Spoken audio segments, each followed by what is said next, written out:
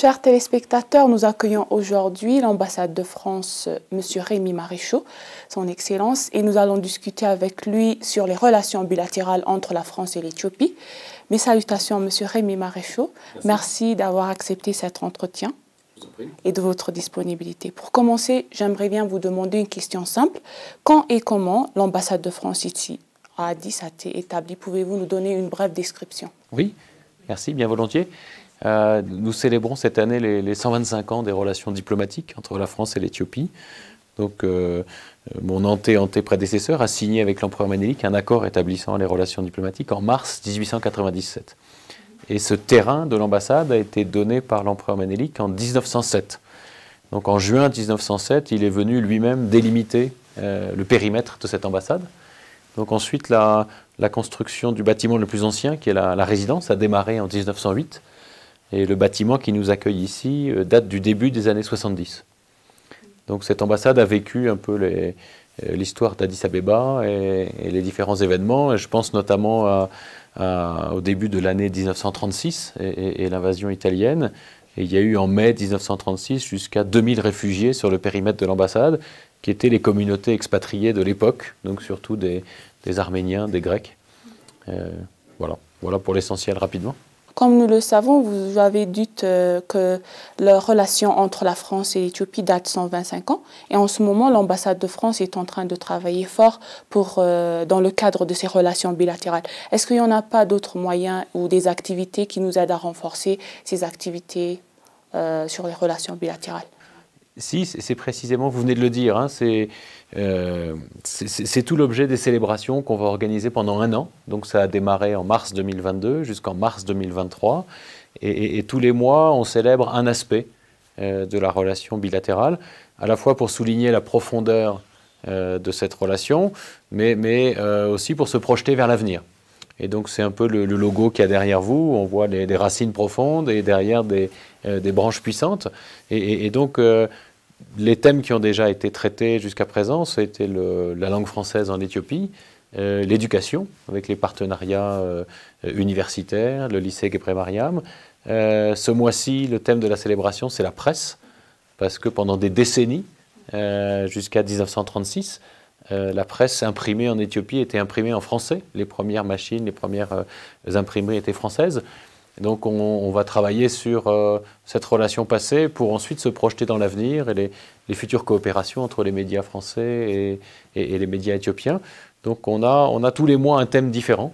Donc on va travailler aussi sur les technologies, on va travailler sur l'histoire, la contribution de la France à la libération de l'Éthiopie en 1941 avec le général de Gaulle. Donc on a beaucoup de thèmes et à chaque fois l'objectif est de faire connaître au public éthiopien l'ancienneté de ces relations pour ensuite se projeter dans l'avenir. D'accord. Selon vous, quelles sont les majeures contributions que la France a apportées à l'Éthiopie dans le passé ou dans le présent en ce moment? Il y en a beaucoup sur notamment le désenclavement. Je pense au désenclavement physique. Donc ce que connaissent beaucoup d'Éthiopiens, c'est le chemin de fer Djibouti-Addis Abeba.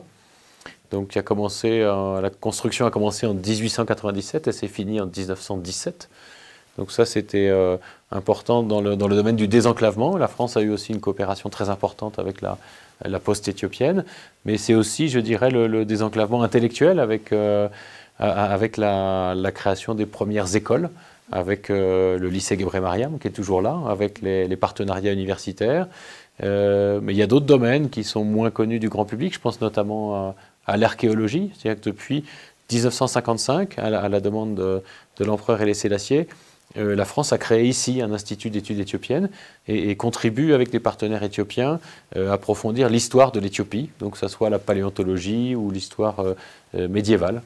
Donc ça, ce sont des rapides contributions, mais on pourrait aller plus en détail quand on voit les traces aujourd'hui de la langue française dans l'Amérique. Ce sont des témoignages de ces contributions de la France. Je pensais à la Poste, quand on dit un timbre, timbre en Amérique, ou recommandé, tout ça, c'est le signe des coopérations anciennes qui ont existé entre la France et l'Éthiopie. De plus, j'aimerais bien vous demander, votre gouvernement, le gouvernement français, en ce moment est en train de travailler sur les restaurations de l'église de la Libella. Pouvez-vous nous parler en détail? Oui, Ça, c'est un travail très important à cause de l'importance historique des églises. Donc, nous avons commencé en 2019. Et donc, on a commencé en 2019 par 2 années d'études scientifiques des églises pour pouvoir apporter une solution définitive. Et donc, ces études ont été présentées à l'UNESCO en juillet 2021 et ont été approuvées. Donc, l'UNESCO a demandé des études complémentaires. L'idée, pour la faire simple, c'est que les églises doivent être protégées parce que la pluie les érode. Et donc, il y a actuellement des abris ou des shelters que les communautés et l'Église souhaiteraient voir retirés, voir changer. Et donc, après avoir démontré qu'il fallait nécessairement protéger les églises, nous avons proposé au gouvernement éthiopien et à l'UNESCO une nouvelle forme d'abri pour ces églises qui sera beaucoup plus légère, qui épousera la courbe de la roche et qui permettra surtout d'être entretenue par les Éthiopiens. Donc c'est une solution durable. Donc là, nous devons conduire les études complémentaires demandées par l'UNESCO. Ça a été retardé à cause de l'occupation du site de la Libella. Et ce sont des études sur les forages et sur l'écoulement des eaux. Donc c'est un petit peu technique, mais une fois qu'on aura fini ça, on pourra enlever les abris, les shelters existants et les remplacer par une solution plus durable. Ça, c'est le premier aspect. Le deuxième aspect, c'est la restauration. Et donc, depuis 2020, nous avons commencé des travaux de restauration et surtout des actions de formation des artisans éthiopiens pour qu'à l'avenir, la restauration du site de la Libella puisse être entièrement entreprise et conduite par des artisans éthiopiens. Donc, nous avons sur site un tailleur de pierre et d'autres experts qui forment les artisans éthiopiens. Donc ça, c'est le deuxième aspect, la restauration. Et le troisième aspect, c'est la valorisation. C'est-à-dire que le site de la Libella peut générer beaucoup plus d'activités économiques et doit pouvoir accueillir beaucoup plus de visiteurs que ce n'est le cas actuellement. Donc nous travaillons avec les autorités éthiopiennes pour déjà mieux faire connaître le site. Et au mois de septembre de cette année, nous allons inaugurer avec le ministère du Tourisme une exposition numérique donc en 3 dimensions, en réalité augmentée, sur la Libella. Et cette exposition a vocation à être installée ensuite à la Libella et avoir l'exacte copie qui va tourner dans les différentes capitales du monde pour faire connaître la destination. Donc pour me résumer, c'est d'abord la préservation des églises, la restauration et leur valorisation pour créer des activités économiques. Alors, selon vous, de quelle manière la langue française est-elle maîtrisée en Éthiopie? Vous avez dit que vous avez des liens aussi avec le lycée Gebre Mariam et à la fois aussi à l'Alliance éthio-française. Comment pouvez-vous nous dire en détail? Alors, là aussi, pour reprendre la logique de cette célébration du 125e anniversaire, pour les racines, l'enseignement en français et l'enseignement du français en Éthiopie est très ancien, vu que ça date de l'arrivée des missionnaires lazaristes en 1830 et après les missionnaires capucins en 1846. Donc à la fin du 19e siècle, il y avait une trentaine d'écoles qui étaient des écoles religieuses et qui enseignaient en français. C'est comme ça que Haïlé Sélassié à Harare a pu suivre une éducation en français. Voilà. Après, vous l'avez mentionné, il y a les 2 alliances françaises, donc une qui est à Addis Abeba, l'autre qui est à Dire Dawa, et puis le lycée Gebre Mariam qui a été créé à la demande du gouvernement éthiopien en 1948 et qui continue de scolariser 1800 élèves, dont 70% d'Éthiopiens.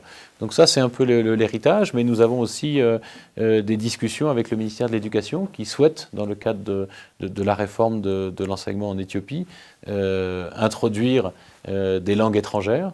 Donc on est disponible, ça dépendra aussi du choix que font les régions, mais on est à la disposition du ministère de l'Éducation pour aider à définir le curriculum, former des professeurs. Et dernier point, on a des coopérations universitaires. Et ici, à l'université d'Addis Abeba, on peut apprendre le français. Alors, selon vous, quelle est la mission du service de communication et de presse ici à l'ambassade de France pour l'Éthiopie? Une relation un petit peu classique qui est double. C'est d'abord suivre tous les médias éthiopiens, suivre tout ce qui est publié tous les jours. Mais c'est ensuite entretenir des relations avec ces médias pour arriver à définir, identifier des coopérations qui seraient utiles. Et c'est dans ce cadre-là que nous avons cette semaine donc, 2 événements très importants qui célèbrent la presse dans la relation bilatérale. Donc avec simplement un rappel du passé, je l'ai dit, tous les journaux qui étaient publiés en français jusqu'en 1936, mais aussi voir ce qu'on peut faire de plus, quelles sont les coopérations qui peuvent exister entre France Média Monde et IBC, quelles sont les coopérations qu'on peut avoir avec l'Ethiopia Media Council, Donc voilà, brièvement le travail, une partie du travail du service de presse. Et comme nous le savons aussi, le président Emmanuel Macron de la République française a été réélu. Selon vous, quelle sera la grande opportunité, non seulement pour l'Éthiopie, mais en général pour le continent africain? Alors le président Macron a un attachement important à la relation franco-africaine, dans une approche qui est très continentale. Donc il est venu ici en visite d'État en Éthiopie, mais il s'est rendu aussi au Nigeria, au Kenya. Il a été le premier président français à se rendre au Ghana. Donc bien pour faire comprendre que notre relation n'est pas limitée à l'Afrique francophone. Ça c'est le premier point. Ensuite, à ses yeux, ce qui est important, c'est la place de l'Afrique dans le système multilatéral. C'est-à-dire qu'il y a 54 États africains qui sont membres des Nations Unies. C'est-à-dire qu'ils représentent plus du quart des membres des Nations Unies et toutes les questions importantes comme le changement climatique ou la lutte contre le Covid ne peuvent être réglées, peuvent être surmontées, ces crises, qu'avec l'appui, la mobilisation des Africains. Et donc il a beaucoup de contacts avec l'Union africaine et il compte sur l'Afrique pour consolider et promouvoir le système multilatéral. Ensuite, ce qui est important dans son approche qui va être approfondie, c'est sa volonté d'avoir une relation, un partenariat renouvelé. C'était dans le communiqué du dernier sommet entre l'Union européenne et l'Union africaine. Mais très concrètement, ça veut dire travailler sur le soutien à l'entrepreneuriat africain pour générer des activités, générer des revenus, créer des emplois. Donc ça, c'est un aspect important. Et l'autre aspect important, c'est l'éducation. Donc c'est la formation des maîtres et particulièrement la formation des filles. Après, ce qui est spécifique dans la relation entre la France et l'Afrique, c'est que 15% des Français sont originaires du continent africain. Donc je ne parle pas des résidents en France, je parle des citoyens français qui ont la nationalité française. Donc on a ces relations humaines qui sont très fortes entre la France et le continent africain. Donc tout le monde à l'extérieur connaît notre équipe de France, qui est l'image de cette diversité française, mais la réalité, c'est que ça va bien au-delà et ça concerne tous les domaines de la vie française. Et donc le président Macron a souhaité que la diaspora africaine de France joue un rôle plus important dans la relation entre la France et le continent africain, soit dans le domaine des investissements, de l'entrepreneuriat, soit dans le domaine de la mobilisation de l'expertise au bénéfice du continent africain. D'accord. Alors, selon vous, j'aimerais bien quelles sont les relations économiques entre la France et l'Éthiopie en ce moment? Pour nous, l'Éthiopie est un partenaire important au niveau du continent africain. On a un commerce extérieur qui fait à peu près 460 millions d'euros par an et qui est dominé surtout de notre côté par les exportations d'avions qui sont achetés par Ethiopian Airlines. Après ces dernières années, on a vu une augmentation très importante des importations éthiopiennes en France, surtout les biens agricoles, mais ce qui progresse le plus, c'est les produits textiles. Voilà. Donc ça, c'est pour les échanges. Après, nous avons installé en Éthiopie 55 entreprises françaises. Donc dans tous les domaines, il y a des grands groupes qui sont connus comme Total ou BGI Castel, mais il y a aussi de petites entreprises. Et là, les sociétés françaises ont engagé des investissements importants ces dernières années. Je serai vendredi à l'inauguration de la malterie de la société Soufflet. Donc la malterie, c'est une société qui produit du malt à partir de l'orge pour fabriquer de la bière et qui s'inscrit tout à fait dans la logique de la substitution aux importations. Donc il y a ce projet-là important, il y a un projet jumeau qui était engagé par la société Bourtmalt, mais il y a aussi des investissements considérables dans le domaine de la géothermie.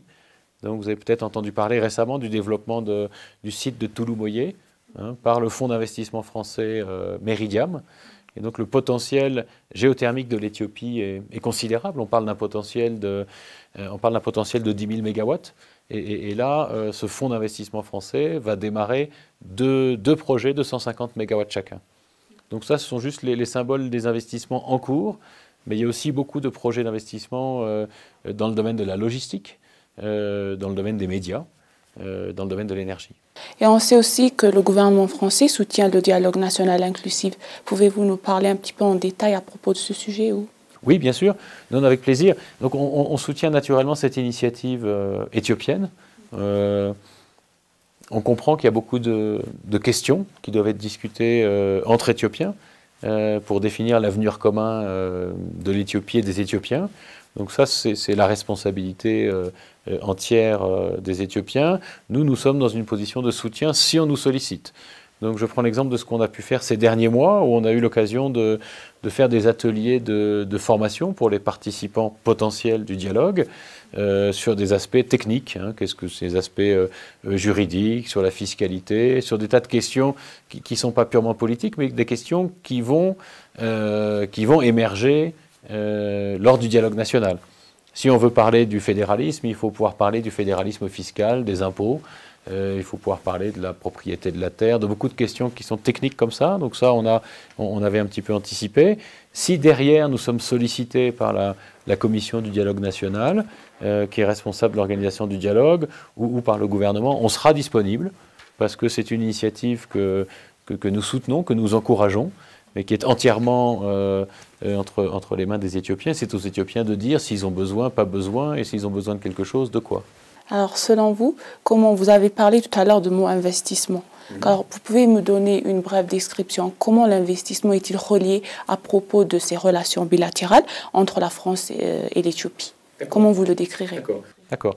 Alors, la plupart des investissements dont j'ai parlé sont des investissements privés. Donc, c'est la décision d'opérateurs privés. Mais à chaque fois, ça donnait lieu à un accord, un soutien des autorités politiques éthiopiennes. Donc je prends l'exemple de la visite d'État du président Macron, à l'occasion de laquelle on avait signé 6 accords différents. Donc sur les questions de logistique, sur les investissements agroalimentaires dont j'ai parlé, sur l'investissement de Canal+, sur Meridiam. Et donc l'ambassade est là pour faciliter les accords qui vont être conclus entre les entreprises et le gouvernement.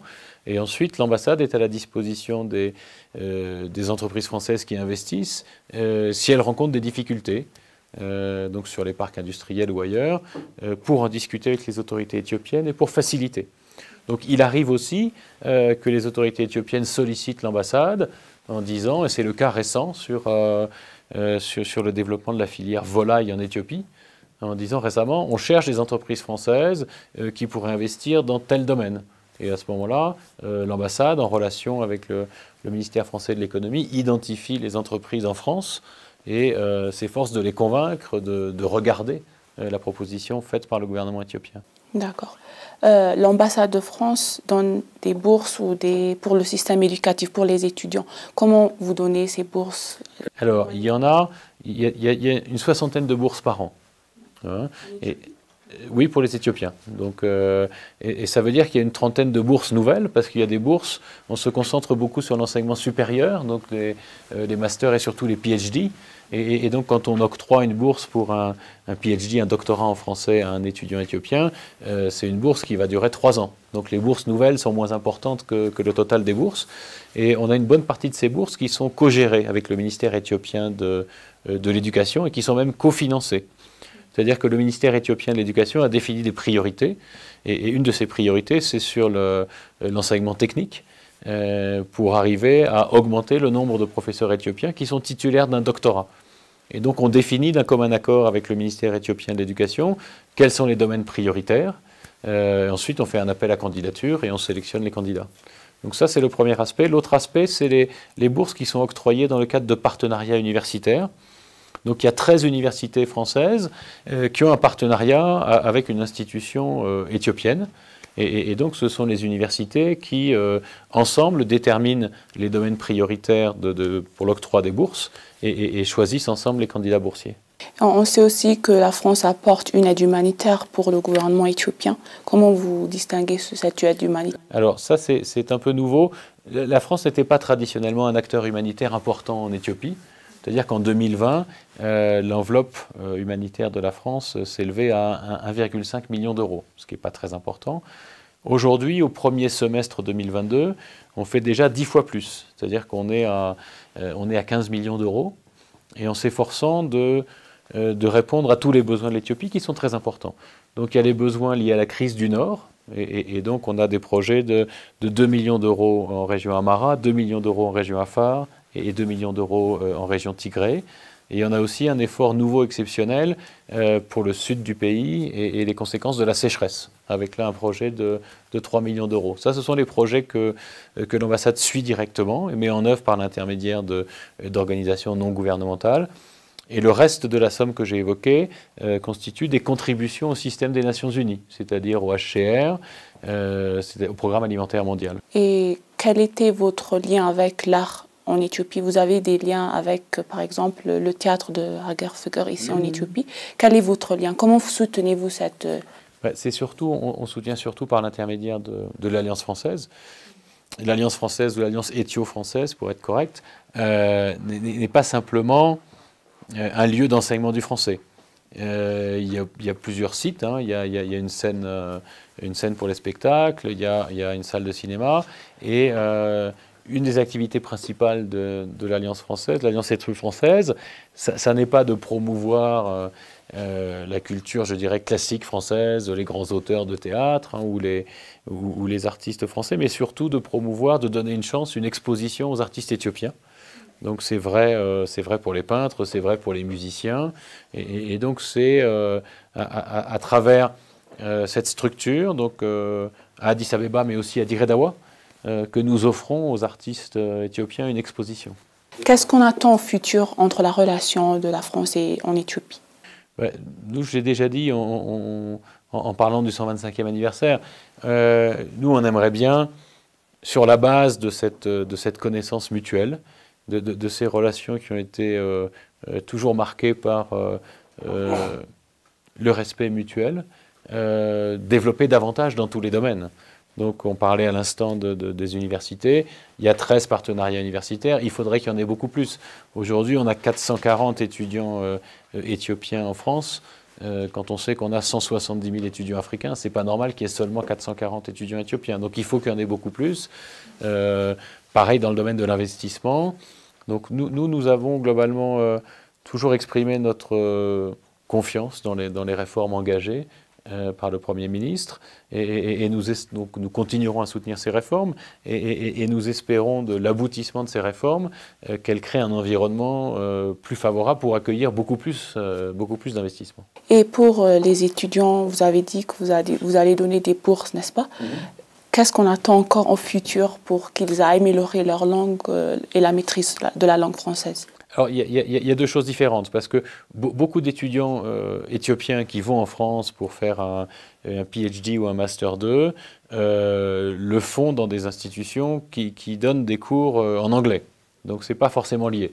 Après, pour le reste, donc, on travaille avec l'université d'Addis Abeba pour former davantage de professeurs éthiopiens. Et comme je l'ai dit, on suit avec beaucoup d'attention le projet de réforme en cours de l'éducation en Éthiopie et la réintroduction d'une deuxième langue étrangère qu'on est prêt à soutenir. Mais moi, je fonde beaucoup d'espoir sur l'augmentation des partenariats universitaires, donc des relations directes entre universités françaises et universités éthiopiennes, pour offrir plus de possibilités aux étudiants éthiopiens d'aller faire une partie de leur étude en France. Et aussi, quel est votre lien avec l'Alliance éthio-française? Vous avez dit que vous travaillez ensemble à propos des... Oui. Bien sûr, donc on finance partiellement l'Alliance. Donc l'Alliance est majoritairement autofinancée, hein, c'est les revenus que génèrent les cours et d'autres activités. Mais l'ambassade de France la soutient, verse une subvention. Et donc on assiste l'Alliance dans la programmation d'événements culturels, notamment en bénéficiant du réseau culturel français, parce qu'on a des instituts culturels et des alliances françaises dans le monde entier. Et donc, il y a des spectacles qui tournent, des activités qui bénéficient à l'ensemble du réseau. Donc, très chers téléspectateurs, ainsi s'achève aujourd'hui notre interview avec M. Rémi Maréchaux, l'ambassade de France ici à Addis Abeba. Merci pour votre attention et de nous avoir distingués. Et je vous souhaite une bonne journée. Merci. Merci beaucoup.